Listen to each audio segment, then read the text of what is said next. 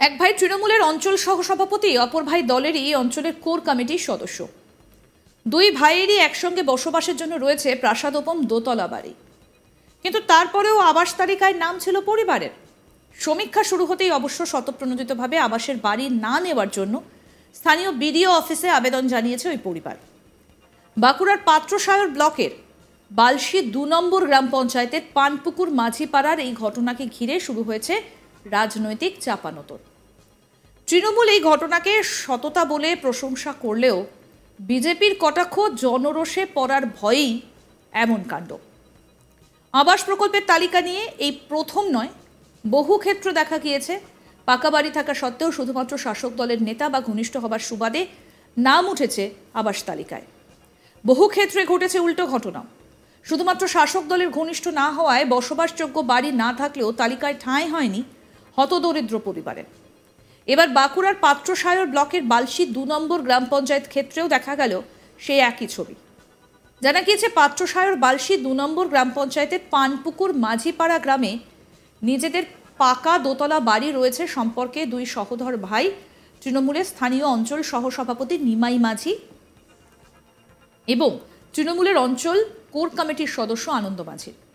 সম্প্রতি জেলা জুড়ে আবাস যোজনার সমীক্ষার কাজ শুরু হলে দেখা যায় নিজেদের পাকা দোতলা বাড়ি থাকা সত্ত্বেও আবাসের উপভোক্তা তালিকায় ওই পরিবারের নাম রয়েছে। বিষয়টা জানার পরই সমীক্ষক দলকে ওই প্রকল্পের উপভোক্তা তালিকা থেকে নাম বাদ দেওয়ার কথা বলেন ওই দুই ভাই। ওই প্রকল্পের উপভোক্তা তালিকা থেকে নাম বাদ দেওয়ার জন্য পাত্রসায়রের বিডিও অফিসে লিখিতভাবে আবেদনও জানান আনন্দ মাঝি। তাদের দাবি, বছর ৫ আগে যখন আবাসের সমীক্ষা হয়েছিল তখন তাদের পাকা বাড়ি ছিল না, পরবর্তীতে তারা পাকা বাড়িটা তৈরি করেছেন। এখন নিজেদের পাকা বাড়ি থাকায় আবাস প্রকল্পের বাড়ি তারা ফিরিয়ে দিচ্ছেন। তৃণমূল নেতৃত্বের দাবি, অপর একটা দরিদ্র পরিবার যাতে ওই বাড়ি পেতে পারে সেই উদ্দেশ্যেই ওই তৃণমূল নেতার পরিবার বাড়ি ফিরিয়ে দিয়েছেন। এই ঘটনা সততার নজির হয়ে থাকবে।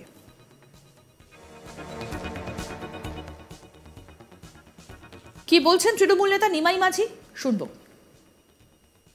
গত 5 বছর আগে যখন বাংলার আবাস যোজনা বাড়ির জন্য বাড়ি বাড়ি সার্ভে গিয়েছিল তখন আমাদের বাড়ি ছিল না, আমাদের মাটির বাড়ি ছিল। এখন বর্তমানে যখন সার্ভে টিম আবার বাড়ি দেওয়ার জন্য বাড়ি বাড়ি যাচ্ছে, তখন আমরা দু ভাই ঠিক করলাম যে এখন আমরা বাড়ি আর নেব না, কারণ আমাদের বর্তমানে একটি পাকা বাড়ি আছে, সেই জন্য বাড়িটি ফেরত দিলাম। আমরা দুই ভাইয়ের মা মাটি মানুষের দল করি, মমতা ব্যানার্জির দল করি, তৃণমূল কংগ্রেস করি। বালশি ২ নম্বর অঞ্চলের পানপুকুর গ্রামের বাসিন্দা। আমি বালশি ২ নম্বর অঞ্চলের অঞ্চল সহসভাপতি, আমার দাদা অঞ্চলের কোর কমিটির মেম্বার। আজকে পাত্রসায়র ব্লক অফিসে বিডিও সাহেব না থাকার জন্যে ওনার রিসিভ সেকশনে রিসিভ করে ওনার হাতে দরখাস্তটা দিলাম।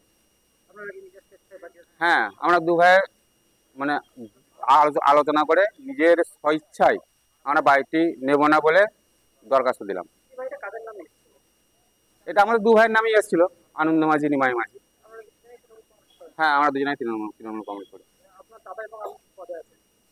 আমি বালশি ২ নম্বর অঞ্চলের অঞ্চল সহসভাপতি।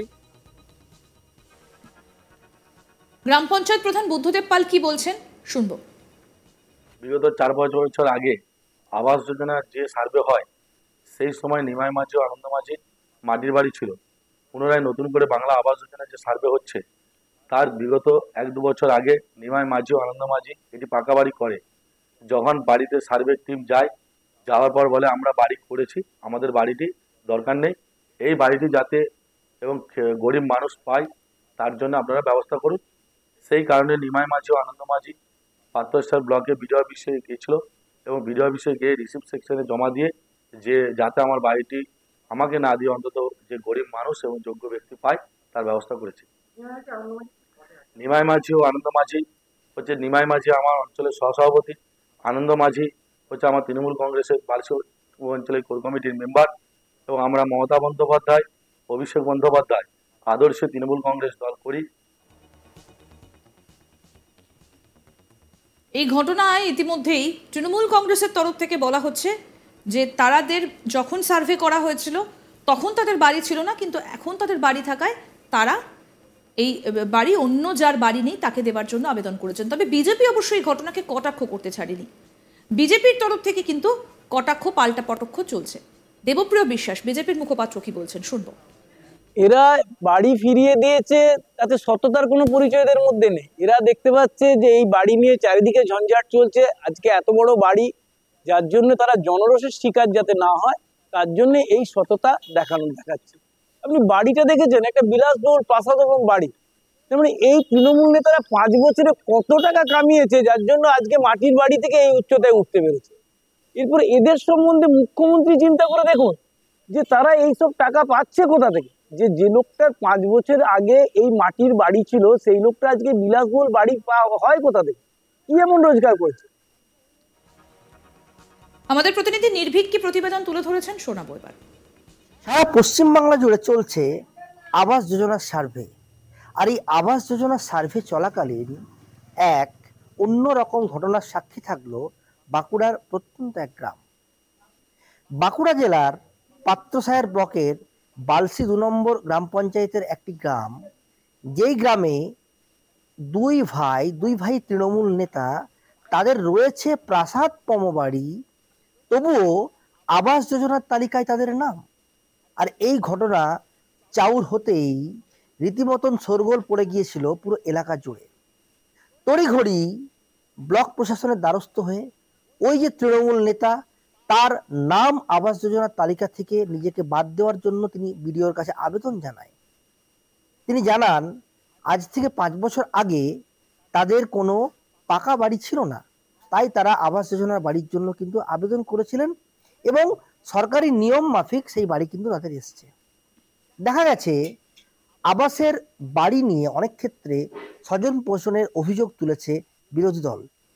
এই ক্ষেত্রে প্রাসাদপম বাড়ি থাকাতে আবাস যোজনার বাড়িতে নিজের নাম বাদ দেওয়ার জন্য ব্লক প্রশাসনের দ্বারস্থ হলেন তৃণমূলের এক নেতা।